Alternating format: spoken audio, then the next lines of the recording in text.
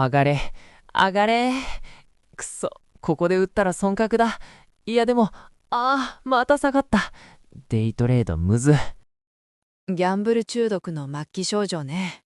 数分単位のチャートの上げ下げで寿命を削って、一体いくら稼げたの？エリさん、マイナス5万円です。楽して億万長者になる方法はないんですかね。ないわよ。でも、限りなく確実にお金持ちになる方法を実践して、総資産20兆円を築き上げた投資の神様なら知ってるわ。その人物の名は、ウォーレン・バフェット。世界最大の投資会社、バークシャー・ハサウェイの CEO にして、世界で最も尊敬される投資家よ。20兆円？この普通のおじいちゃんが、どんな裏技を使ったんですか？裏技なんてない。彼がやったのは徹底したビジネスの本質の見極めと異常なまでの忍耐よ。今日はバフェットの幼少期から総資産20兆円に至るまでの狂気の半生を徹底解説するわ。あんたの腐った投資マインドを叩き直してあげる。この後空いてるわよね。詳しくはラボで説明するからついてきなさい。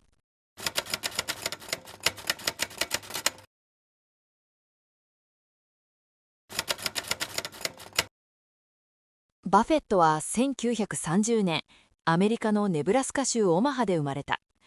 父親は証券マンで、家には投資や金融の本が山のようにあったの。じゃあ、英才教育を受けてたんですね。彼は生まれながらのビジネス教だったわ。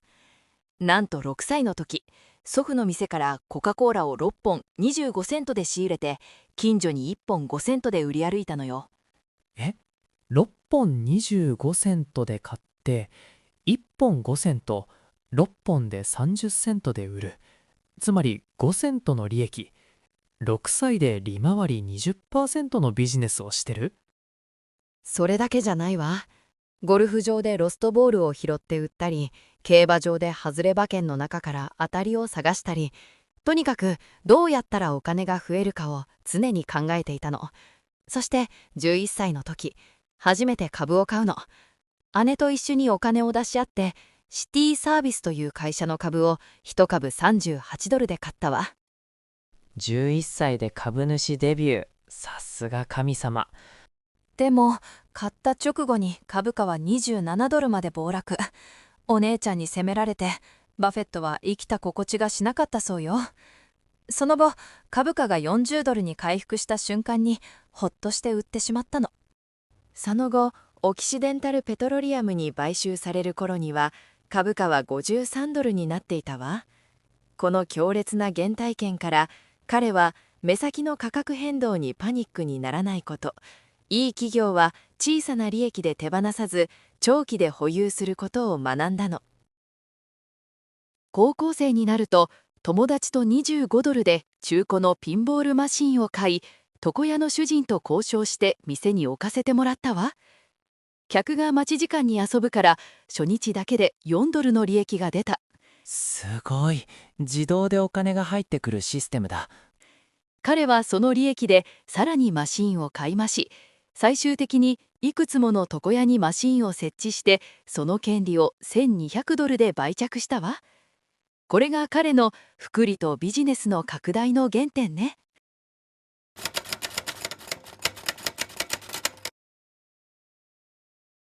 子供の頃から完成されすぎてる。その後、どうやって本格的な投資家になったんですか？19歳の時、彼の人生を変える一冊の本に出会うの。ベンジャミン・グレアムが書いた賢明なる投資家よ。グレアムはバリュー投資割安株投資の父と呼ばれる人物。バフェットは彼を父の次に影響を受けた人物と語り、彼の下で働くためにコロンビア大学の大学院に進学したわ。グレアムの教えはシンプルよ。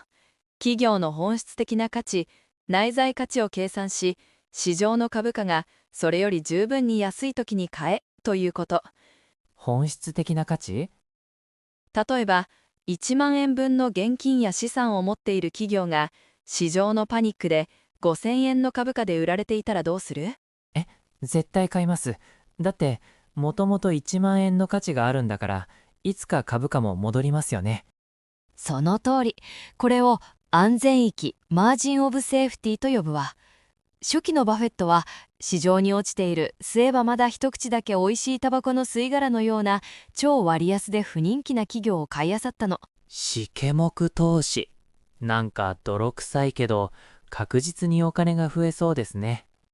ええ、彼はこの手法で独立し、家族や友人から集めた資金を運用するパートナーシップを設立。圧倒的なリターンを叩き出し、30代にしてミリオネアの仲間入りを果たしたの。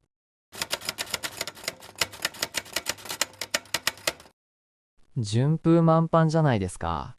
じゃあそのしけもく投資で20兆円まで行ったんですか？それが違うのよ。ここで彼の投資人生最大の失敗と転換点が訪れるわ。学くん、バフェットの会社の名前覚えてる？バークシャー・ハサウェイでしたっけ？そう。実はバークシャー・ハサウェイって、もともとは業績がボロボロの斜陽産業の繊維工場だったのよ。世界最大の投資会社がただの繊維工場だった？当時この会社の株価は資産価値に対して異常に安かった。しけもく状態だったの。だからバフェットは株を買ったの。でも経営陣と約束した株の買取価格で揉めて、バフェットは激怒したのよ。怒り狂ったバフェットはなんと市場でバークシャーの株を買い占めて経営権を奪い、経営陣をクビにしてやったの。でも冷静になって気づいたわ。オワコンの繊維工場を丸ごと買っちゃったってね。怒りに任せて会社買っちゃうとか、スケールが違いすぎる。どんなに優秀な経営者、バフェットが乗っても沈みゆく泥船、繊維業を立て直すことはできなかった。彼は後年この買い物を2000億ドル、数十兆円の損失を生んだ最悪の決断だったと語っているわ。この失敗から彼を救い出し、投資スタイルを進化させたのが生涯の右腕となるチャーリー・マンガーよ。マンガーはバフェットにこう言ったわ。適正な企業を素晴らしい価格で買うのはやめろ。素晴らしい企業を適正な価格で買えと。素晴らしい企業を適正な価格で。つまり安いだけのしけもく企業じゃなくて、ブランド力があり長期的に成長し続ける超優良企業を適正な値段で買って一生持ち続けろという教えよ。ここから現在の投資の神様のスタイルが完成するの。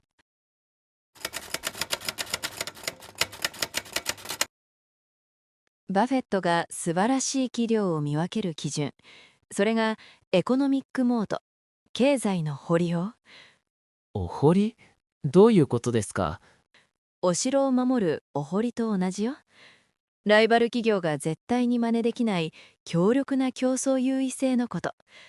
例えばコカ・コーラやアップルね。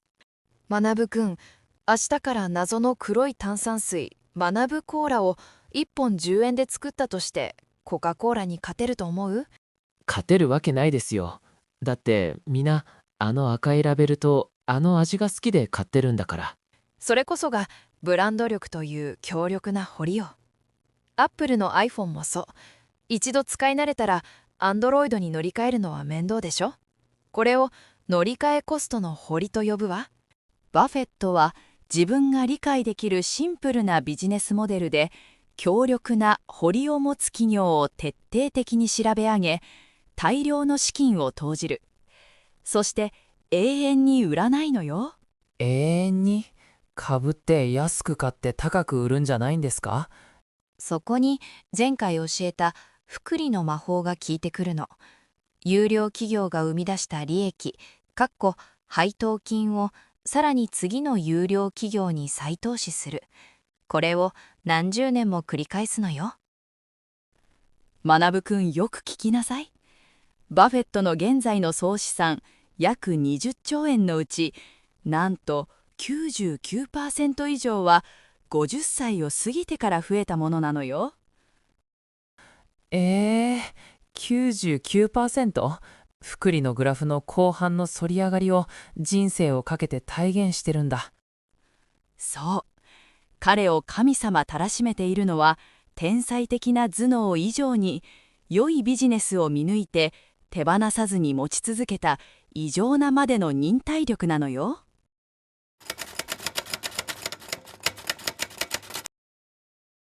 すごい。でも僕にはビジネスの本質を見抜く才能なんてありません。結局、バフェットみたいになれるのは一握りの天才だけなんですね。落ち込むのは早いわ。バフェットはあんたみたいな投資に時間がかけられない一般人に向けて明確な最適解、ファイナルアンサーを提示しているわ。神様からのアドバイス？何ですかそれ？彼は妻への遺言としてこう書き残しているの。私の遺産の 10% を短期国債に、残りの 90% を S&P500 の低コストのインデックスファンドに投資しなさいとね。S&P500 はアメリカの主要企業500社の詰め合わせパック。つまり個別企業を見抜けないならアメリカの経済成長そのものに丸ごと乗っかりなさいということ。実際に彼は2007年 S&P500 のインデックスファンドはプロのヘッジファンド、アクティブファンドに10年間の成績で勝つという100万ドルの賭けをして見事に圧勝しているわ。プロが束になっても S&P500 のインデックス投資には勝てないのか。じゃあ僕たちが新ニーサで S&P500 やオルカンを毎月コツコツ買っているのは、そう、投資の神様が一般人にとっての最適解だと保証した最も合理的で勝率の高いゲームに乗っているということよ。バフェットの人生、スケールが違いすぎました。でもなんだか勇気が湧いてきました。僕も目先の株価の上下で一喜一憂するのはやめます。いい企業、あるいは世界経済の成長を信じて、雪だるま、ふくりを転がし続けなさい。途中で売って雪だるまを割るのが一番の愚行よ。はい。S&P500 の積み立てを継続して、僕は本業の仕事を一生懸命頑張ります。やっと本質に気づいたわね。というわけで、今日のバフェット流特別バリュー投資コンサル料は、あんたの将来の資産から複利計算でいただくわね。いやー、エリさんのお堀が深すぎて逃げられない。最後までご覧いただきありがとうございます。チャンネル登録、高評価お願いします。